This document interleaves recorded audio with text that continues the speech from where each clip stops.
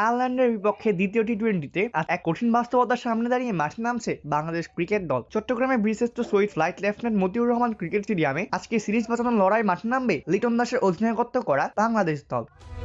ঘরের মাঠে টানা পরাজয়ের দুঃস্বপ্ন থামিয়ে সমতায় ফেরার বিকল্প নেই স্বাগতিকদের সামনে। গত এক মাসে চট্টগ্রামে ওয়েস্ট ইন্ডিজের সাথে ৩-০ ব্যবধানে হোয়াইট ওয়াশ হওয়া দলের মনোবলে বড় আঘাত হানে। এর ধারাবাহিকতায় বৃহস্পতিবার সিরিজের প্রথম ম্যাচে আয়ারল্যান্ডের কাছে ৩৯ রানে হারে বাংলাদেশ ক্রিকেট দল এবং এই হারের মধ্য দিয়ে বাংলাদেশের টানা চতুর্থ দলের স্বাদ পায়। বিশ্বকাপের ঠিক আগে এমন বাজে ধরায় বাড়ছে আত্মবিশ্বাসের সংকটও।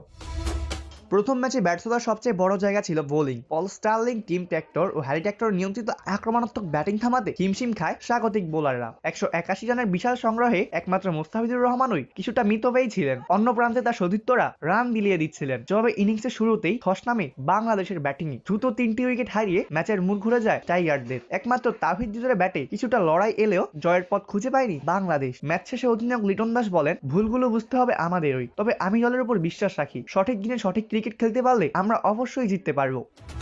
আজ দ্বিতীয় ম্যাচে একাদশে কিছু পরিবর্তনের ইঙ্গিত মিলছে। ব্যাটিং অর্ডারে নতুন সমন্বয়ের পাশাপাশি বাঁহাতি ডানহাতি কম্বিনেশনও বদলাতেও প্রস্তুত টিম ম্যানেজমেন্ট। বোলারদের জন্য আজকে রাখা হচ্ছে নতুন পরিকল্পনার ছক। অন্যদিকে প্রথম ম্যাচ জিতে আত্মবিশ্বাসে টাইম্বুর আয়ারল্যান্ড। স্টার্লিং বলেন, আমরা বিশ্বাস নিয়ে এখানে এসেছি। প্রথম ম্যাচ জিতে সেই বিশ্বাস আরো শক্ত হয়েছে। এখন সিরিজ জয়ের দারুণ সুযোগ আমাদের সামনে।